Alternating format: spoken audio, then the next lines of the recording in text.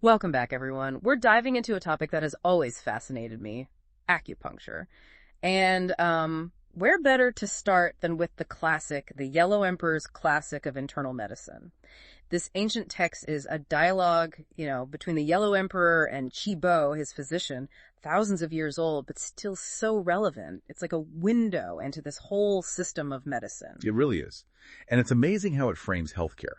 It's not just about treating symptoms. It's about understanding this interconnectedness of the body and maintaining this delicate balance. Right from the start, the Yellow Emperor questions the power of this small needle, as he calls it. Right, he's kind of skeptical, right? Like, how can this tiny needle do so much? But then Chibo's response, brilliant. Oh, absolutely. He doesn't just say, oh, trust me, needles are great. He uses this very clever analogy. He compares the needle to the 5 weapons. Yeah. Swords, spears, all those tools of destruction. I see, so he's setting up a contrast. Exactly. He's saying, look, those weapons, those are tools of death, instruments of war. But the needle, though small, it's an instrument of life. It's about subtle intervention, restoring balance, not brute force.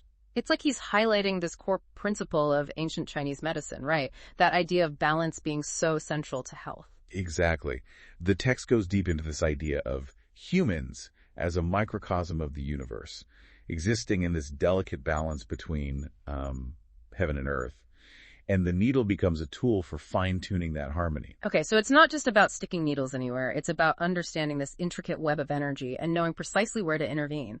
Makes me wonder, how did they approach more serious conditions? Like, say, someone already had an illness, like an abscess. Did they use needles for that too? Well, the text actually addresses this directly. The Yellow Emperor specifically asks about treating these already formed illnesses. Mm-hmm. And Chibo's response, it's really interesting. He actually cautions against relying solely on needles in those advanced cases. So he's advocating for early intervention, right? Preventative care, essentially. Exactly.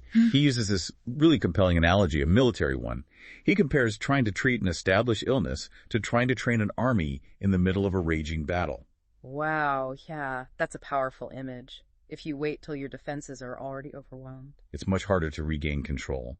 Ancient Chinese medicine really emphasized this idea of daily discipline, making healthy lifestyle choices, addressing these imbalances before they manifest as serious illness. I see. So they were all about prevention. This emphasis on subtlety, on using needles so precisely, it makes me wonder about those more invasive procedures, too. The text mentions the lancet and scalpel, right? Did they use those? They did. And this is where the concept of opposition and harmony in treatment becomes really crucial. Even when using these tools, Chibo emphasizes this need for caution, for careful observation. It's not just about cutting, it's about understanding the whole system. Can you give us an example? Like, how did this opposition and harmony play out in practice? Sure. Chibo outlines these 5 signs of reversal that practitioners needed to watch for during treatment. These were like indicators that the intervention, even if it seemed minor, was causing further imbalance. Right. I remember those. Didn't they include changes in, like, eye color and pupil size? Yes, exactly. But also things like vomiting, abdominal pain, even changes in a person's voice or complexion. They observed the whole person. They recognized that even subtle changes could signal a bigger problem. It's amazing, isn't it, how detailed their observations were, even without all the technology we have today. It really speaks to the depth of their knowledge and the importance they placed on understanding this interconnectedness of all the body systems. And this is where the concept of reverse treatment comes in. Reverse treatment. What is that exactly? It's basically what happens when acupuncture, or really any intervention, is applied incorrectly. Maybe because of a misdiagnosis or a lack of understanding of the person's unique constitution. Chibo really stresses that this reverse treatment can actually worsen the patient's condition. That's a bit scary, to be honest. It really highlights the skill and expertise required for this practice, even back then. I remember toward the end of the excerpt, the Yellow Emperor asks a pretty interesting question. He's like, can acupuncture revive the dead? It's a question that gets right to the core of what acupuncture can and can't achieve. But Chibo's response, it's clear. Acupuncture is about preserving life, not reversing death. Even the emperor, with all his power, was curious about the limits of this practice, huh? Absolutely. And this leads us to another fascinating concept, seizing heaven's key. Okay. That sounds intense. Can you break that down for us? Like, what does it mean? And what are the dangers if acupuncture isn't practiced correctly? Certainly. This is where the text gets into the potential harm of repeatedly disrupting the flow of energy in the meridians. Jibo warns that doing so can deplete an organ's K, its vital energy. So it's not just about sticking needles anywhere. It's about understanding these energy pathways and knowing precisely where to place them. Exactly. Yeah. Jibo even describes how needle placement can influence the location of a person's death. For example, if a needle is inserted at the gateway of an energy pathway and left there, the patient might die at home. But if it's inserted deeper, death might occur in the central hall. I gotta be honest, that concept of needle placement determining where you die, it's a bit unsettling. Why was this idea so important to them? It really underscores their deep belief in these energy pathways, these meridians, and the potential consequences of messing with them. It's a powerful reminder that while acupuncture can be incredibly powerful for healing, it requires deep knowledge, skill, and respect for the body's delicate balance. So they understood the potential for healing, but also the potential for harm if this knowledge wasn't used responsibly. Precisely. Wow, we've covered so much ground already, and it feels like we're just scratching the surface of this ancient wisdom. We are. And what's really remarkable is that these ancient ideas about energy pathways are actually being validated by modern science. Wait, really? Tell me more about that. Well, you see, researchers are using techniques like fMRI and peak-E scans to actually observe what happens in the brain and body during acupuncture treatments. And what they're finding is that stimulating specific acupuncture points can trigger measurable changes in neural activity and blood flow. So it's not just some abstract idea of energy. There are actual, measurable, physiological responses happening. Exactly. Yeah. And it's not limited to the nervous system either. Studies are also showing that acupuncture can influence hormone levels, immune function, even gene expression. That's incredible. It's like this ancient practice is finally getting the scientific recognition it deserves. It is. And it's opening up all these new avenues for understanding how acupuncture works and how it can be used to treat, a wide range of conditions. It makes you wonder if modern science can help us map out these energy pathways and physiological responses. Could that make acupuncture even safer and more effective? Absolutely. Combining this ancient wisdom with our modern scientific understanding has the potential to refine techniques and personalized treatments for even better outcomes. It's fascinating how for a long time acupuncture was seen as this, alternative fringe medicine practice. But now it's becoming more and more mainstream, even integrated into hospitals and pain clinics. It is, and it's a testament to its effectiveness. Numerous clinical trials have demonstrated the efficacy of acupuncture for conditions like chronic pain, migraines, nausea, and even anxiety and depression. It's remarkable to see how far this ancient practice has come and how much potential it still holds. It really speaks to the power of human observation and the enduring wisdom found in these ancient traditions. Yeah. It's been such an insightful journey so far, from exploring these ancient texts to touching upon the modern scientific validation. It's clear that acupuncture is this practice that bridges the gap between ancient wisdom and modern healthcare. But before we get ahead of ourselves, I think it's time we shift gears a bit.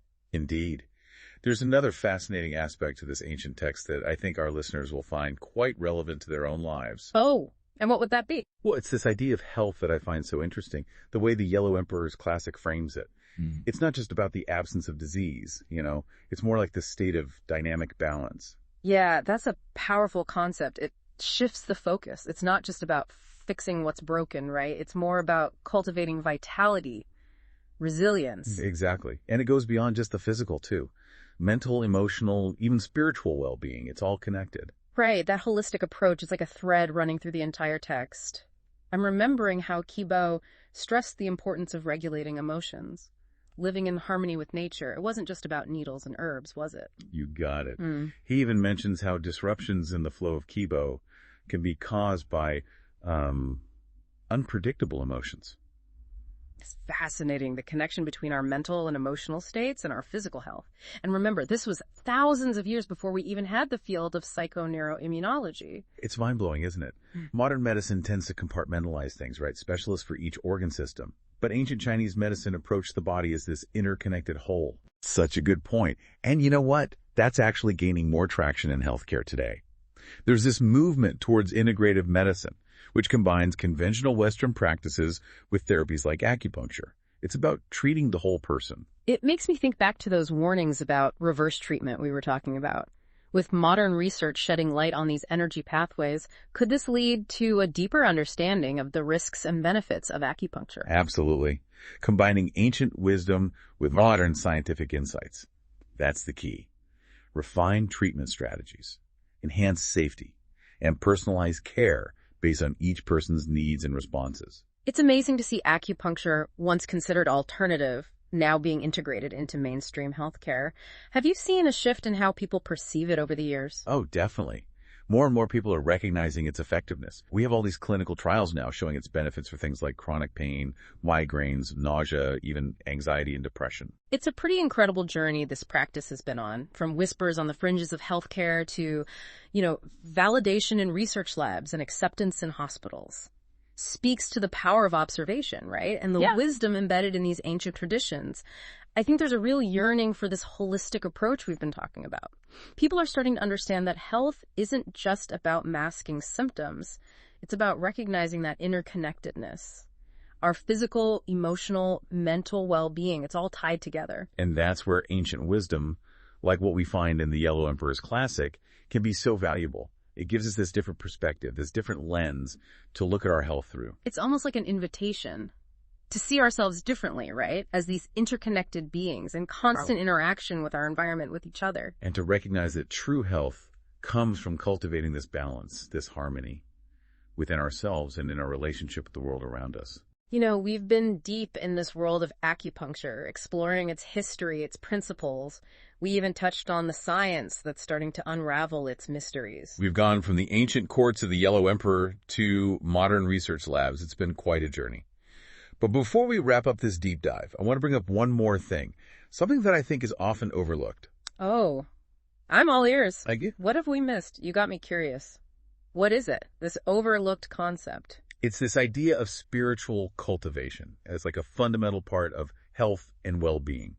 And I don't mean religion or anything like that, more like cultivating inner peace, mindfulness, a connection to something bigger than ourselves. I see. That really ties into this whole holistic approach we've been talking about. It's not just the physical, right? No. It's about nurturing every aspect of who we are. Exactly. And while it might not be explicitly spelled out in every passage, this idea of spiritual cultivation, it runs throughout the Yellow Emperor's Classic. Remember how Kibo emphasized living in harmony with the rhythms of nature? Or his advice on regulating emotions, cultivating virtues like compassion and kindness? Yeah, you're right. Those lifestyle recommendations, they could be seen as practices for cultivating inner peace, balance. It's almost like a kind of spiritual hygiene, if you will. That's it.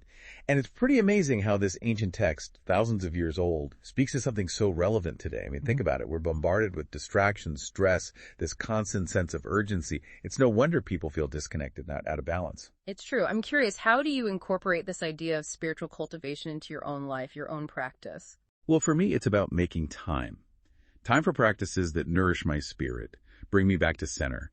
It can be something simple, like spending time in nature, meditating, or even engaging in creative pursuits. Mm-hmm. Anything that helps quiet that mental chatter, that allows me to connect with a sense of peace, of purpose. That's beautiful. It's not about adding more to our lives, right, which are already so full.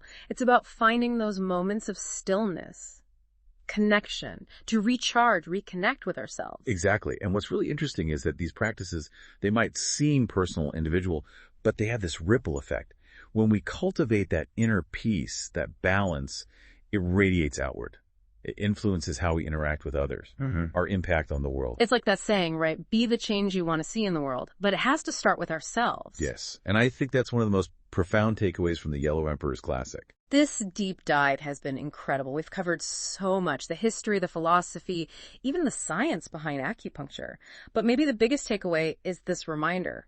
True health is this multifaceted journey. It's not just about the physical body. It's about our mental, emotional, spiritual well-being too. It's about this journey of balance and harmony within ourselves and in our connection to the world. It's been amazing exploring these ideas with you. And to all our listeners out there, we'll leave you with this. What practices nourish your spirit? What brings you back to that place of centeredness? And how might incorporating those practices into your life enhance your well-being and contribute to a more balanced, harmonious world? Thanks for joining us.